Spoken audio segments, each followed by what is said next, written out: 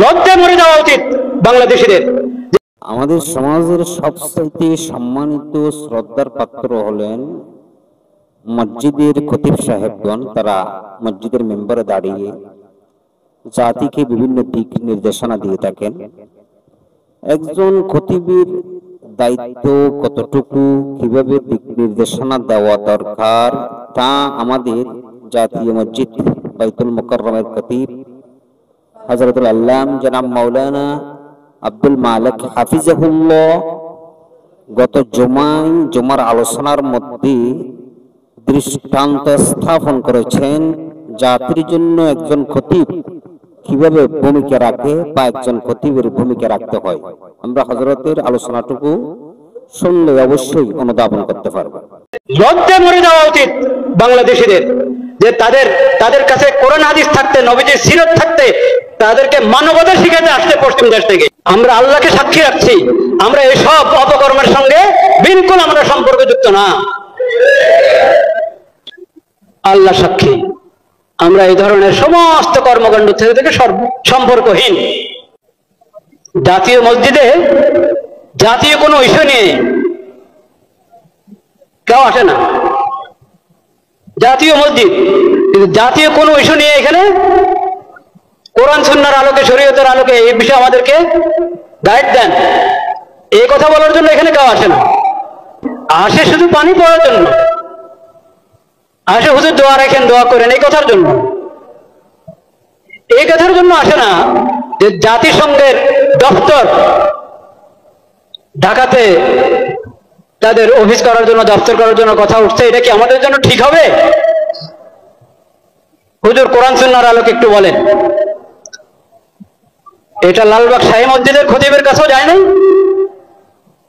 চকবাজার শাহী মসজিদের খতিবের কাছেও যায় নাই, আন্দর কিল্লার খতিবের কাছেও যায় নাই, বাইতুল মুকাররম জাতীয় মসজিদের খতিবের কাছেও আসে নাই। কেন? আল্লাহ ইমাম এবং খতিবকে কেন ইমাম বানিয়েছেন এটা তারা জানেই না, বুঝেই না। একটা ধর্ম মন্ত্রণালয় আছে, ধর্ম মন্ত্রণালয়ের মধ্যে একজন আলেমকে বসানো হয়েছে, মাশাআল্লাহ, খুশির বিষয়, বিজ্ঞ আলেম, কোরআন সুন্নাহর আলেম। তো যে কোনো বিষয় দেশে প্রথমত ধর্ম মন্ত্রণালয় থেকে অনুমোদন নিতে হবে, ধর্মীয় দিক থেকে এখানে আপত্তি আছে কিনা, এই বিষয়ে ধর্মের নির্দেশনা কি, ওখান থেকে প্রথম অনুমোদন নাও, তারপরে অন্য ফয়সালা, অন্য মুশাওয়ারা।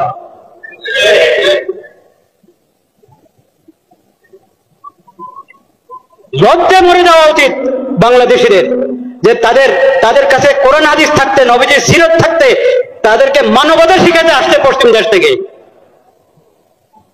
লজ্জায় মরে যাওয়া উচিত।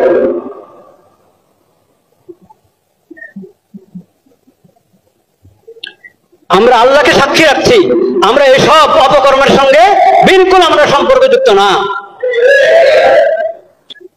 আল্লাহ সাক্ষী, আমরা এই ধরনের সমস্ত কর্মকাণ্ড থেকে সম্পর্কহীন। কাকে এখানে পাঠাবে জাতিসংঘের পক্ষ থেকে? আবাসিক সমন্বয়কারী। ওই আবাসিক সমন্বয়কারী কি জানেন? সমকামী। বলেন নাউজুবিল্লাহ। এখন ওখান থেকে প্রস্তাব পাঠানো হয়েছে, এইখান থেকে হ্যাঁ বলতে আর কতক্ষণ লাগবে আল্লাহ জানে।